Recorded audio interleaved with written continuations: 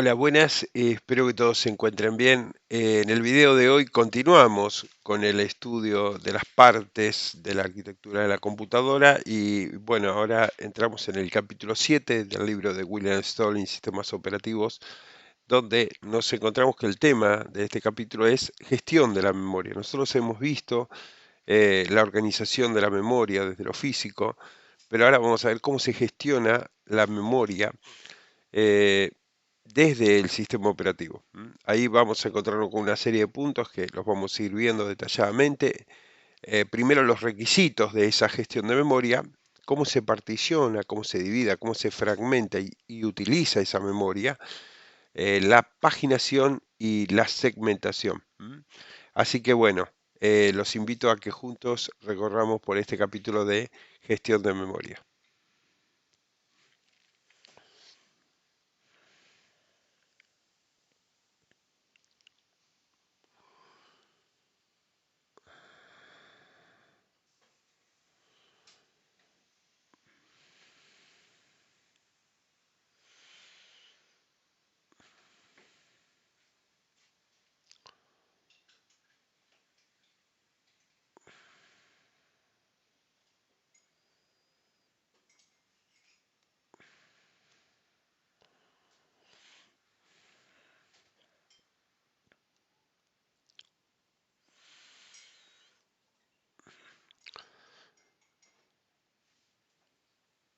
Cuando hablamos de requisitos de la gestión de memoria, nos vamos a encontrar con cinco em, requisitos inevitables o ineludibles para el sistema operativo a la hora de gestionar la memoria.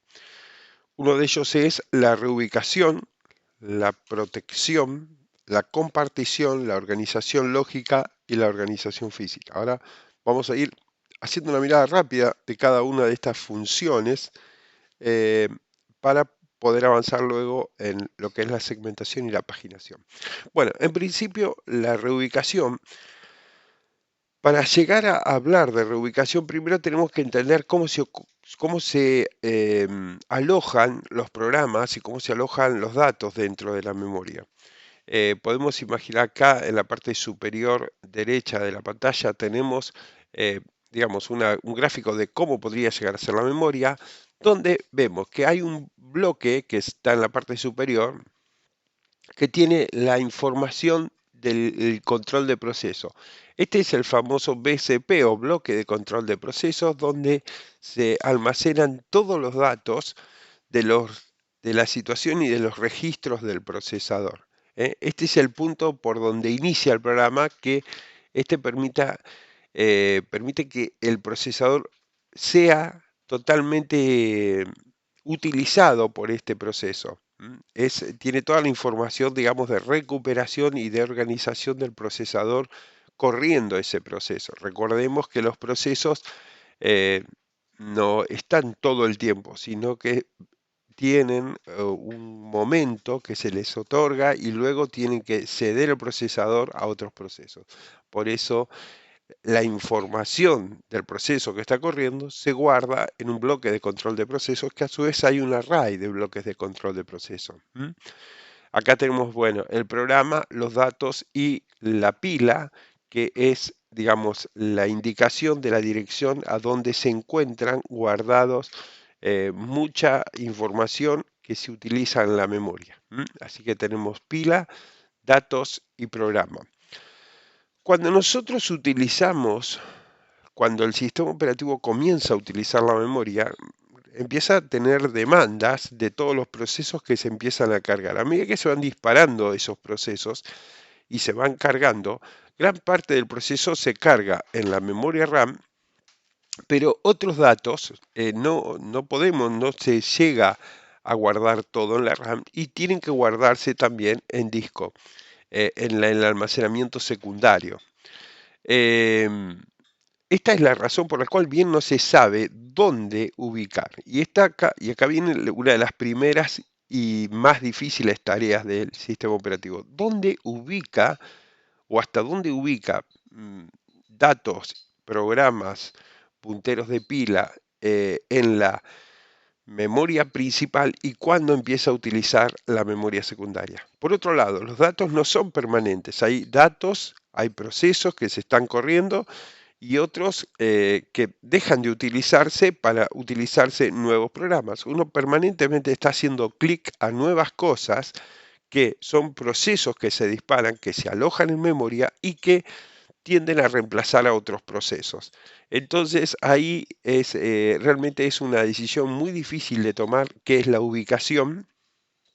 Para esto hay algoritmos que son muy complejos, que determinan dónde acomodar, cuándo acomodar cada uno de los procesos, si hacerlo en memoria principal o hacerlo en el swapping del disco. El swap es un espacio de intercambio que existe en el almacenamiento secundario donde se guardan datos de la memoria principal. Podríamos decir que es como una extensión de la memoria principal, pero en el almacenamiento secundario.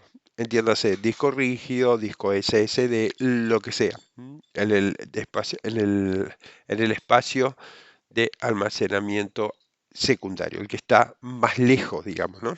Y que obviamente no es tan rápido. Otra de las funciones de los requisitos de la memoria que tiene que cumplir la memoria es la protección. Los procesos deben tener garantizado que ningún otro proceso, accidental o intencionalmente, pueda acceder a sus datos o aún a sus propios procesos. Es decir, tiene que haber una garantía de protección de todo lo que está cargado en su memoria, todo lo que está cargado en memoria, porque esto podría, es decir, nadie puede modificar los datos de otro proceso. Esto se llama protección, la necesidad de protección. Los eh, procesos, los programas que están corriendo en memoria tienen que estar protegidos por el sistema operativo. Por otro lado, hay otro requisito que es el requisito de compartición. Es decir, por un lado tienen que estar protegidos y por otro lado tienen que tener la facilidad o la flexibilidad de permitir a otros usar esto. Yo tengo que poder permitirle a otro que use ese dato. Por ejemplo, un caso muy claro de esto, quizás así abstractamente es difícil, pero un caso son los hilos, ¿no? Nosotros hemos visto hilos que los hilos comparten, tienen en común muchos hilos, tienen en común punteros de memoria, tienen sectores de datos, comparten archivos. Entonces, esto tiene que ver con la compartición. Primero, proteger y luego la posibilidad de compartir solamente con aquellos procesos que estén habilitados para dicha tarea. Bien, entonces tenemos reubicación o ubicación, protección, compartición. Finalmente tenemos los dos tipos de organización, la organización lógica y la organización física. En la organización lógica, luego vamos a ver un poquito más adelante, que lo que más se utiliza es la segmentación, cómo se va a organizar lógicamente, es decir, desde una mirada desde el software. Ahí hay dos formas, que es la segmentación y la paginación, que bueno, lo vamos a ver más adelante en em, este video. Y la organización física, que tiene que ver con esta, digamos, disyuntiva de dónde lo pongo, dónde se pone, dónde se coloca, dónde se ubica esa memoria. Si la pongo, ese proceso, con sus datos, con sus punteros, en qué lugar se ubica todo eso y hasta dónde pongo a uno y dónde pongo al otro. Esa organización lógica y física, bueno, está totalmente resuelta por el sistema operativo.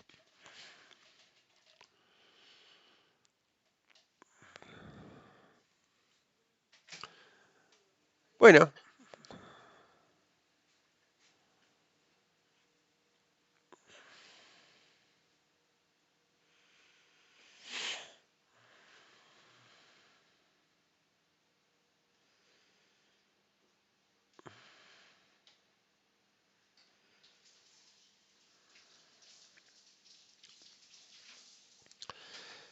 el particionamiento de la memoria es una tarea importantísima y realmente muy compleja, porque tiene que ver, pensemos a la memoria como una página en blanco, como una hoja en blanco, que tiene que estar definida para poder acceder a una de sus partes, protegiendo siempre al resto y sabiendo que puedo guardar cosas, pero que también después puedo ir a buscar esas cosas y que puedo compartir esas cosas.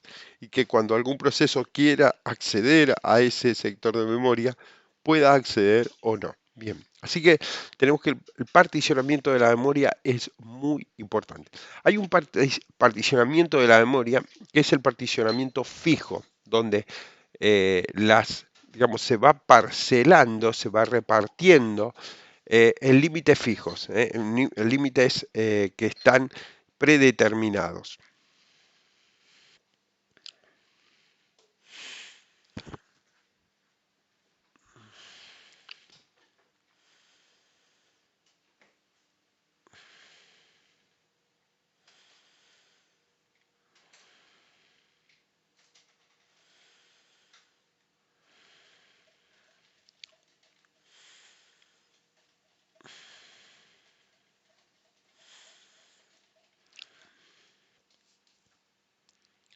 En la tabla siguiente, en la que estamos viendo, en esta tabla 7.1, vemos las diferentes técnicas con las que se puede trabajar.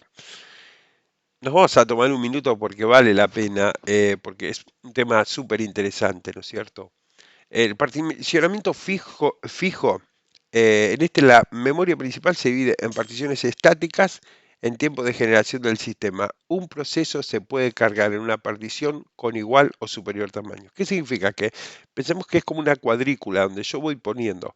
Probablemente me sobren espacios. Y esta es quizás la crítica o la debilidad más grande. Fijémonos que en los defectos dice uso ineficiente de la memoria. Claro, porque yo estoy poniendo bloques muy pequeños que me usan completamente un segmento que no lo aprovechan y el resto queda desperdiciado.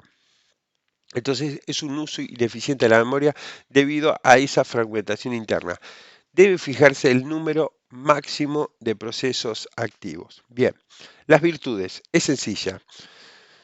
Es fácil de utilizar, por eso el particionamiento fijo, digamos, viene con los sistemas operativos los más antiguos, ¿no es cierto? Donde lo iban resolviendo como podían, es decir, a medida que van evolucionando los sistemas operativos, van teniendo algoritmos más complejos, pero a su vez también mucho más eficientes.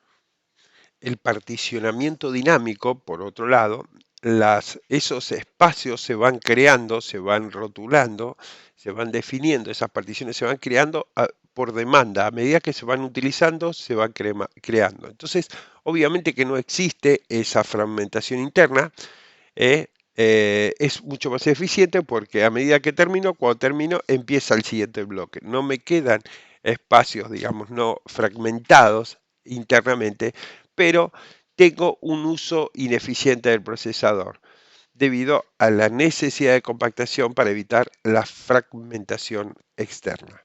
Ahora vamos a explicar un poquito más eso. En la paginación sencilla, eso fue el particionamiento dinámico. Tenemos el fijo, el dinámico. La sencilla, la paginación sencilla, la memoria principal se divide en marcos del mismo tamaño. Hasta ahí pareciera al particionamiento fijo. Pero cada proceso se divide en páginas del mismo tamaño que los marcos. Entonces, un proceso se carga a través de la carga de todas sus páginas en marcos disponibles, no necesariamente contiguas. Esto es muy interesante, es decir, se establece un particionamiento fijo, podríamos decir, pero los bloques de memoria se van adaptando y van cargando en función del tamaño de esos bloques que no son necesariamente contiguos. Esto lo hace tremendamente eficiente, es decir, puede haber uno acá, otro allá, otro allá, otro allá, y se va a ir llenando y igualmente queda accesible, porque cuando termina podríamos decir que hay una línea que dice continúa en tal lugar y así va recorriendo y va encontrando toda esa, digamos, no existe fragmentación. No existe fragmentación porque se va llenando todo. Es decir, internamente en el bloque no hay fragmentación y externamente tampoco. Eh, con respecto a su crítica, es que es una pequeña cantidad de fragmentación interna. Es muy poco, pero bueno, hay un poquito de fragmentación interna. Porque está en un tipo de particionamiento fijo. Digamos, como que es una combinación, ¿no? Se paginan los bloques a guardarse la información, pero están trabajando sobre un particionamiento fijo. La segmentación sencilla. En este caso, cada proceso se divide en segmentos. Cada proceso se va dividiendo en segmentos. Un proceso se carga cargando todos sus segmentos en particiones dinámicas, no necesariamente contiguas, lo que lo hace tremendamente eficiente porque no me quedan espacios vacíos, voy guardando en cualquier parte, pero luego puedo acceder a toda esa información sin perder espacios. Bien, la ventaja, no existe fragmentación interna, es decir, internamente los segmentos tienen el tamaño de la información, entonces no me va a sobrar, no voy a perder espacios ahí. Y reduce la sobrecarga respecto al particionamiento dinámico. Hay fragmentación externa y sí se produce porque el segmento no es igual al tamaño de los bloques, entonces se va a producir un poco de fragmentación externa que bueno, podemos asumirla. Bien, paginación con memoria virtual. Vamos entrando cada vez más, fíjense cómo se va complejizando, porque todo esto tiene que ver con una evolución de los algoritmos que manejan todo esto. Recuerden que todo esto lo está gestionando un programa, ¿no? El sistema operativo es un programa, el núcleo del sistema operativo está manejando todo esto. Dice así, exactamente igual que la paginación sencilla, excepto que no es necesario cargar todas las páginas de un proceso. Las páginas no residentes se traen bajo demanda en forma automática. Epa, ¿qué es lo que hace? Arma todo, va poniendo todo igual que en la paginación sencilla. Partimos de una base que es un particionamiento fijo, pero con paginación, es decir, con el formato de los datos los va paginando, va armando esas páginas, pero no las guarda todas en memoria virtual. Perdón, no las guarda todas en la memoria principal. Algunas se las lleva una memoria virtual. El algoritmo tiene sus razones, ¿no? Y evalúa, tiene criterios por los cuales algunas van a estar y otras no, que debe tener que ver con la frecuencia de uso y demás. Bien, ventajas. No existe fragmentación externa, mayor grado de multiprogramación y gran espacio de direcciones virtuales. Claro, hay direcciones, ya ahí es como que salimos nosotros de la memoria y tenemos una memoria que está, lo que hablamos de la memoria extendida, perdón, que no quiero decir extendida porque es otra cosa la memoria extendida, como una extensión de la memoria, como una extensión de la memoria, donde yo tengo las direcciones esas que están más allá de la memoria RAM, pero que también tienen cosas útiles. Y esto lo que hace es aumentar las posibilidades que yo tengo de memoria. Esa paginación con memoria virtual. Crítica o lo malo, lo negativo, que produce una sobrecarga de la gestión compleja de la memoria. Claro, hay que manejar todo eso, ¿no es cierto? Porque estamos manejando un montón de memoria RAM, pero a su vez también estamos direccionando un montón de memoria que no es RAM, pero que trabaja como si fuera RAM. Aumenta la complejidad de la gestión de todo eso. Bien, seguimos. Segmentación con memoria virtual. Fíjense cómo se van combinando, cómo se van desarrollando. Dice, bueno, ya tenemos esto, ahora vamos combinándolo con el otro. Exactamente igual que la segmentación, excepto que no es necesario cargar todos los segmentos de un proceso. Los segmentos no residentes se traen bajo demanda en forma automática. Es igual que el anterior. Lo único que en vez de paginación virtual, esto es segmentación virtual.